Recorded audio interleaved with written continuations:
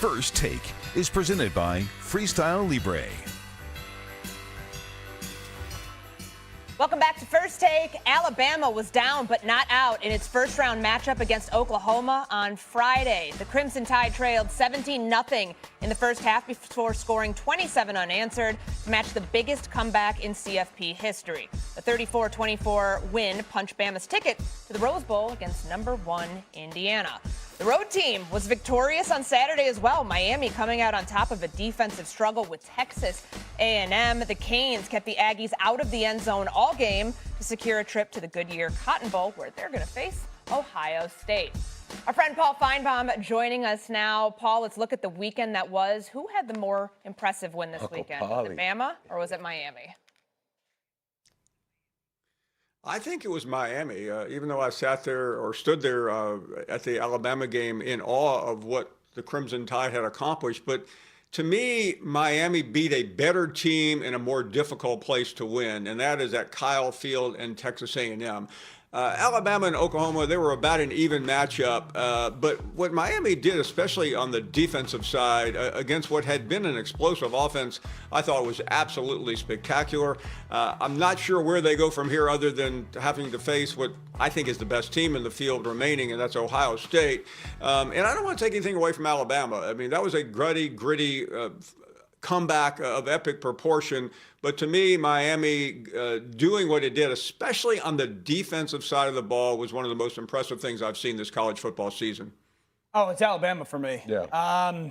One, the noise of the week, not only with like the should you be in, and I was a person who said Notre Dame should have been in over Alabama. So the noise of the week in that, the noise of Kalen DeBoer, their head coach, being somewhat attached to the potential at Michigan, and then to go on the road in an environment that seemed to be absolutely electric, go down 17-0. Not only go down 17-0, you looked terrible. Yep. Your offensive line could not block Oklahoma. You couldn't get to the quarterback. Material looked great. There was like this snowball effect of, oh my gosh, I had a buddy after me, before the game texted me going, anybody who thinks Alabama's not going to win this game is an idiot. And after it went 17-0, I was like, who's the idiot now? And then all of a sudden they rolled off 24 or something like that straight 27 straight points. And just, and Herbie was talking about in the game, like flipped it. It went from Alabama not being able to get to the quarterback and not protecting the quarterback to all of a sudden Ty Simpson was Joe Burrow, and they were chasing down material left and right. And so hats off to Alabama just to handle it all, to weather it all, and then to dominate for the last 3 quarters. Yeah, I'm going with Bama too. And the reason is this. When that pot got hot at a team like that, with a university that has had so much success in the last 10 years for obvious reasons with the likes of a Nick Saban. Now, do they have enough to move forward? I don't know enough teams or a lot of teams that will allow that type of 27 unanswered points to kind of be, their kind of calling card to win. But hostile environment, finding ways to win. Ty Simpson did not look good early. Finding ways to garner enough offense, the defensive effort by Alabama was something that you have to marvel about, and they are a real threat. Yeah. So once that comes together and once they find or impose their will, they're a scary team. The run game, we've talked about that with Alabama. That has not been a consistent. Do you think that travels to the Rose Bowl? It has to.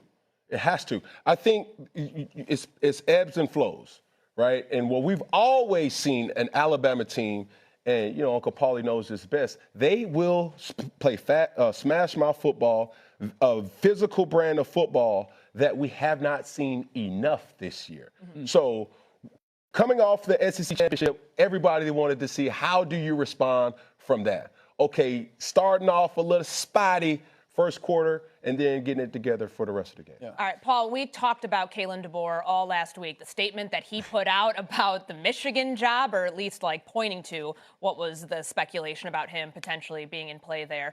How do you think Bama fans should feel about their head coach now? It should feel great. And what's so interesting, and back to what Dan said about when everybody was texting everybody else down 17-0, the text that I was getting, the messages I was receiving about Kalen DeBoer were about as ugly as I have ever seen.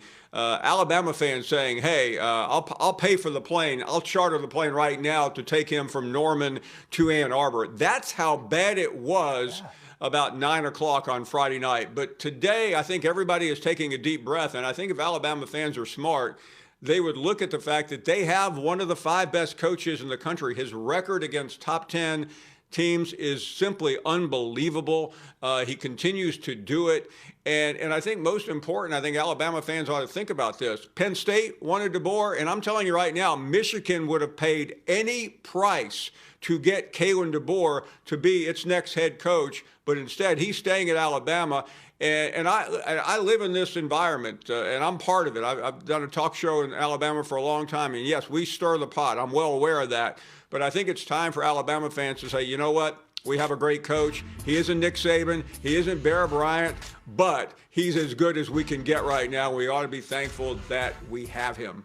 No, I totally agree with Finebaum that if you're Alabama, a lot changes in like a week. You know, it's crazy. In a matter of 3 or 4 hours.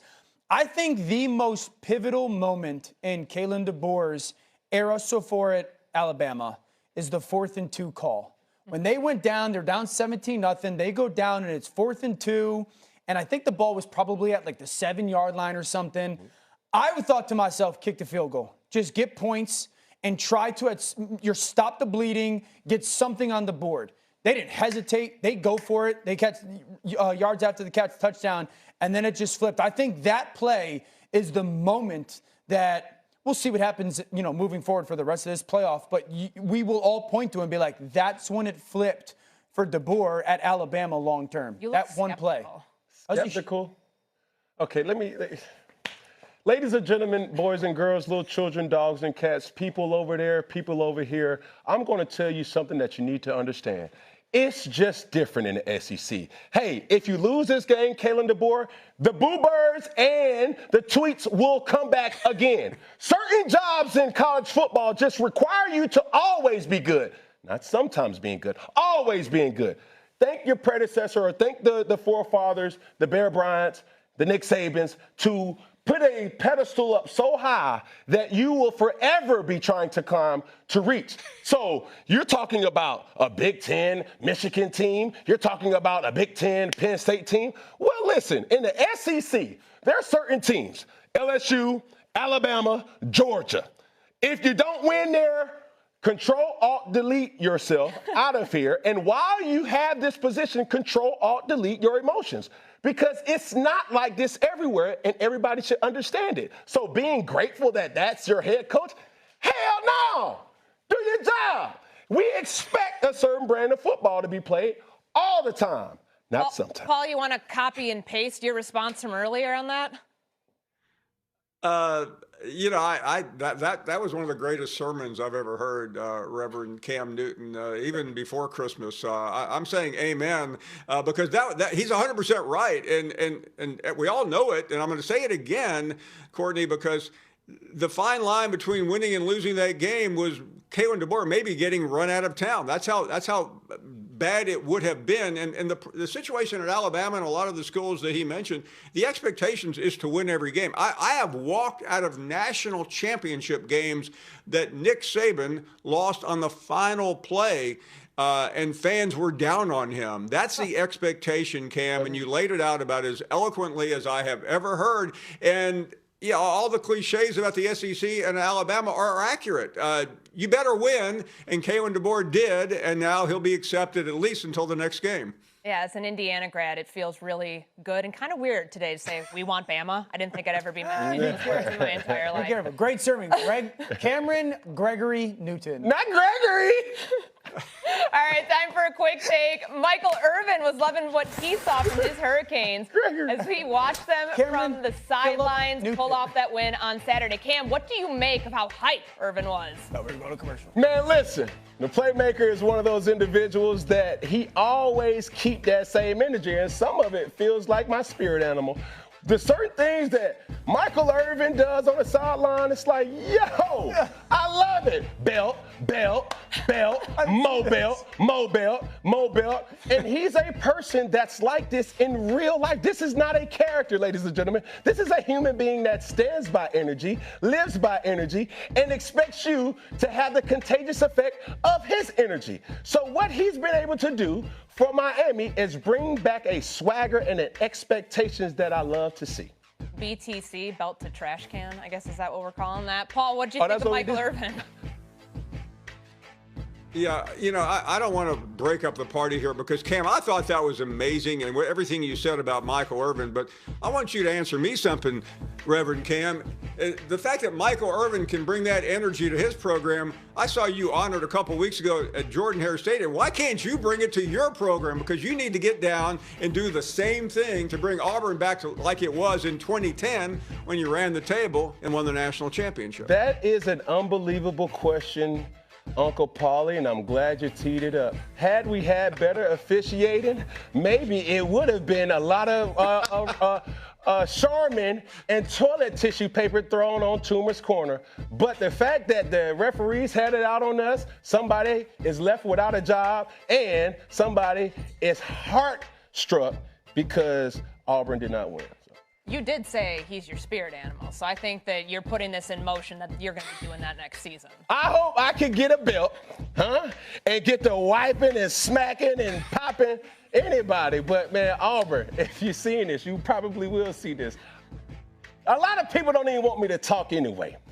If y'all give me a reason to talk, I promise you, you think Michael Irvin did you bad or doing people bad. Boy, let me tell you something. Auburn Tigers get a fool around or final around and get a winning season and have some quality wins, you're going to need more than belts. You need more than belts. Watch out.